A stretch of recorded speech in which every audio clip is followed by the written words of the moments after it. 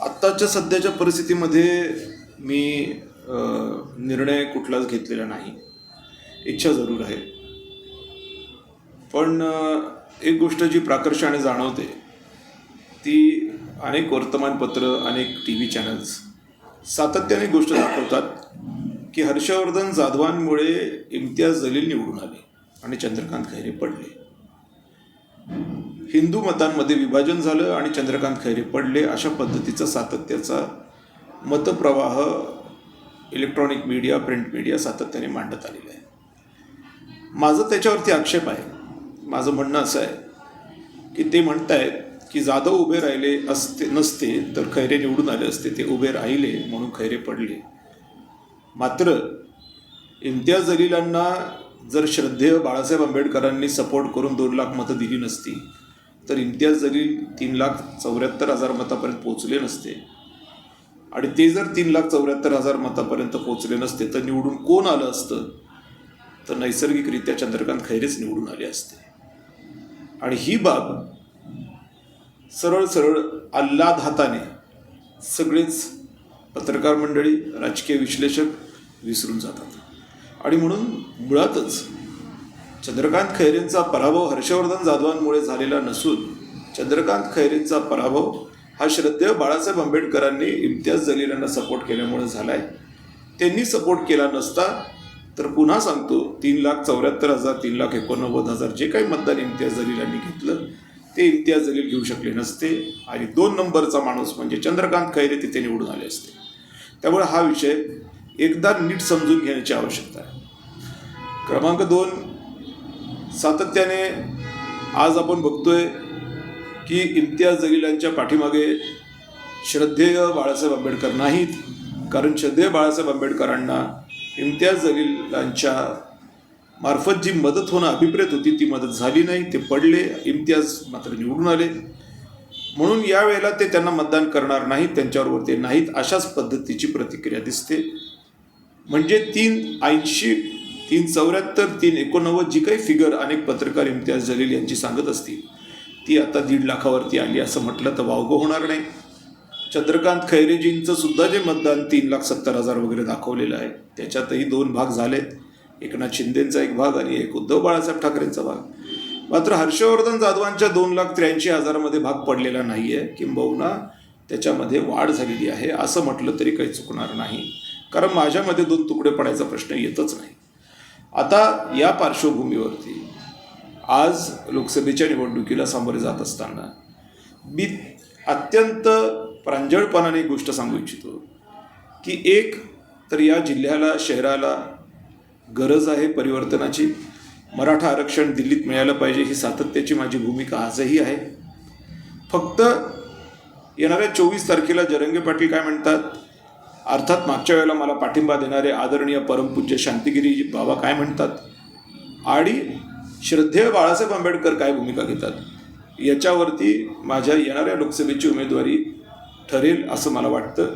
आणि हे सगळे विषय घेईल समजल्याच्या नंतरच या संदर्भातली अधिकृत घोषणा काय आहे ती मी त्यावेळेला करेन.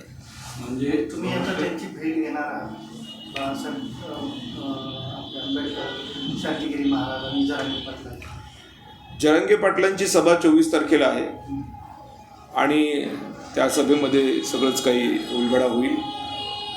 शांतिगिरी महाराजांच्या संदर्भातली भूमिका आज आपण बघतोय की ते अपक्ष निवडणूक लढणार अशाच साधारणतः लाईनच्या गोष्टी नाशिकच्या दिसत आहेत. अत्यंत बारीक बूथ लेवलपर्यंत त्यांचं काम तिथं सुरू आहे. आणि श्रद्धेय बाळासाहेब आंबेडकर हे MIMला मतदान करणार नाहीत असंच एकंदरीत चित्र आहे. का? कारण की त्यांच्यामुळे पडलेत. श्रद्धेय बाळासाहेब आंबेडकर हे इम्तियाज जलीलांमुळे पडलेत. अशा परिस्थितीत ते त्यांना मतदान कसे करू शकतील? ते करणारच नाहीत. किंबहुना खालचं कॅडर करणार नाही. कारण जो आपल्या नेत्याचा घात करतो त्याला आपण मतदान करणार कसं काय? छत्रपती संभाजी आणि म्हणून मला वंचित बहुजन आघाडीचे उमेदवार तुम्ही असू शकता. मी हे पॅरामीटर्स आत्ता सगळे, जसं मी मगाशी बोललो आहे की मी वेट अँड वॉचच्या स्थितीमध्ये आहे. मी बघतोय की कशा पद्धतीने काय घडतंय आणि ज्या पद्धतीने ते सगळं घडेल त्याच्यावरती मी मगाशी सांगितल्याप्रमाणे मी माझा निर्णय अवलंबून ठेवेन. त्याच्यानंतर तुमची उमेदवारीचं सांगा. 24च्या नंतर अर्थातच जसं मी तुम्हाला पुन्हा एकदा सांगतो की आत्ता इम्तियाज जलील यांचे 2 तुकडे 3,70,80,000 मताचे पडल्याचं स्पष्ट आहे. चंद्रकांत खैरेंच्या 3,70,000 मताचे तुकडे स्पष्ट आहेत. हर्षवर्धन जाधवच्या 2,86,000चा तुकडा पडलेला नाही. त्यामुळे भूमिका घेण्याजोगी आहे. त्यात मराठा आरक्षणाचं आंदोलन तीव्र झालेलं आहे. माझी भूमिका की दिल्लीत घ्यावं यालाही अत्यंत चांगला प्रतिसाद मराठा समाजातून येतोय. फक्त हे जरी सगळं खरं असलं तरी या सगळ्या गोष्टींचा निर्णयापर्यंत जाण्याची जी एक आवश्यकता असते ती 24च्या नंतर, त्याचबरोबर श्रद्धेय बाळासाहेब आंबेडकर काय म्हणतात, त्याचबरोबर परमपूज्य शांतिगिरी महाराज काय भूमिका घेतात याच्यानंतरच होण्याची माझी संकल्पना आहे. जर पाटलांना जर आपल्याला पाठिंबा दिला तर जालना लोकसभा मतदारसंघातून आपण निवडणूक लढवणार. मला छत्रपती संभाजीनगरमधूनच लढवायला आवडेल. जालन्यात लढवणं मला आवडणार नाही. मात्र समाज काय म्हणतोय, जसं मी परत तुम्हाला मी तेच सांगतोय की काही पॅरामीटर्स ज्या आहेत हे बघा, प्रमुख 3 गोष्टी मी तुम्हाला सांगितल्या आहेत. 1 श्रद्धेय बाळासाहेब आंबेडकर, 2 परमपूज्य शांतिगिरी महाराज आणि 3 जरंगे पाटील यांचं एकंदरीत काय सगळं स्टेटस आहे याच्यावरती विचार करून मला निर्णय घ्यायचा आहे. मी मागंही बोललो आहे, उचलली जीभ लावली टाळायला मी करणार नाही आहे.